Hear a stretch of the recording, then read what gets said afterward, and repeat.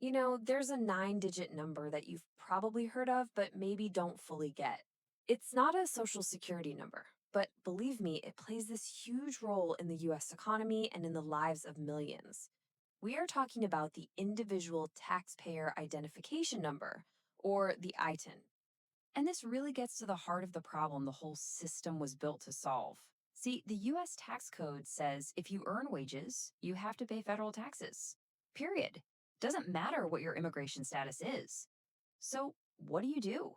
How do you create a system for millions of people to comply when they can't get the standard identifier, the SSN?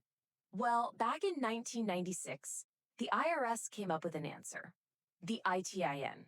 Now, the official definition is super precise. It is strictly a tax processing number.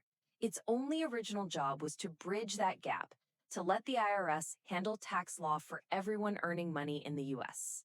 It's a 9-digit number, and here's a key detail: it always starts with a 9.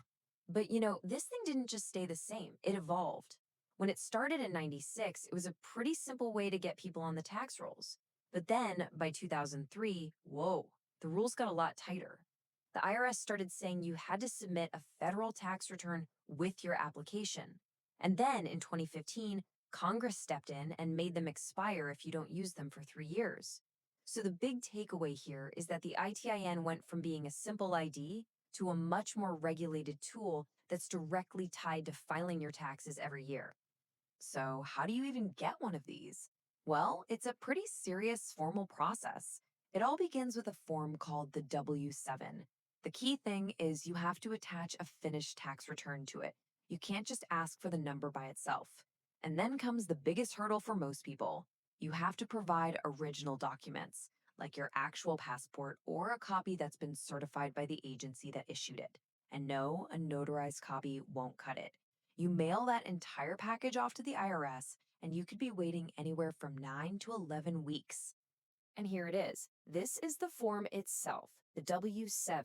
This piece of paper is the gateway to the entire system. You can see it asks for all the standard info, but the most important part is that section of checkboxes right at the top.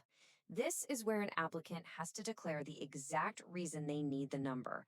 And for almost everyone, that reason is to file the US tax return that's clipped right behind it.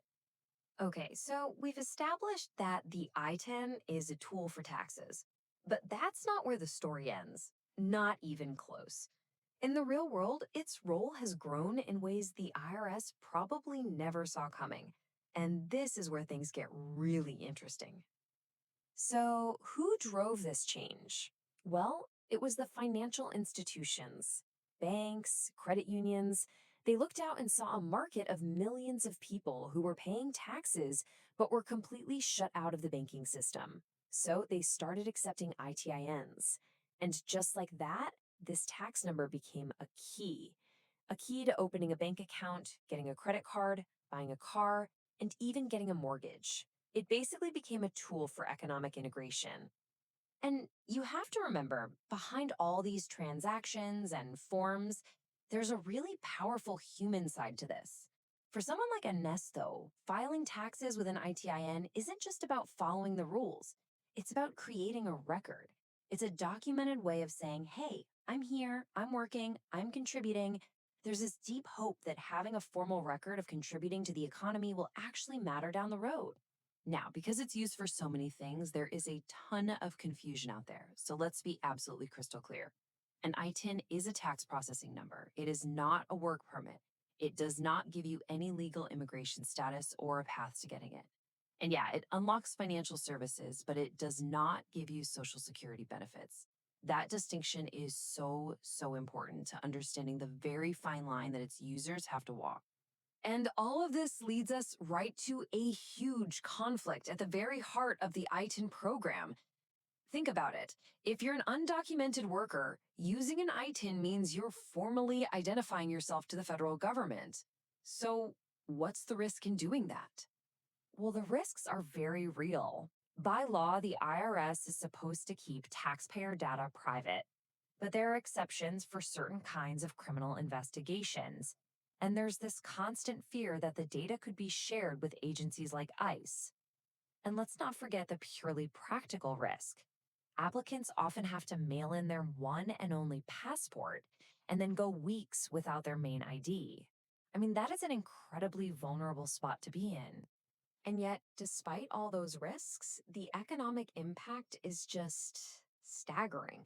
In 2019 alone, the net contribution to the economy from people filing with ITINs was $5.8 billion. Dollars. We're not just talking about individual tax payments here. This is a massive collective economic force. This system also builds this really powerful sense of civic identity. Just listen to this quote from Alicia, an ITIN filer who found out she owed taxes. Her reaction says it all. She didn't see it as some penalty, she saw it as her duty. She said, I will get the money together and pay because that's what citizens do. It's an incredible statement, right? It's claiming a sensible longing through financial responsibility, even without having formal citizenship. So, we're left with this big question. What is the ITIN really? Is it just a practical fix to a tax problem that accidentally became Miss Key for economic inclusion? Or is it something more? A symbol of this deep, unresolved tension in our society, caught between the economic need for labor and the political reality of immigration law. The truth is, it's probably both.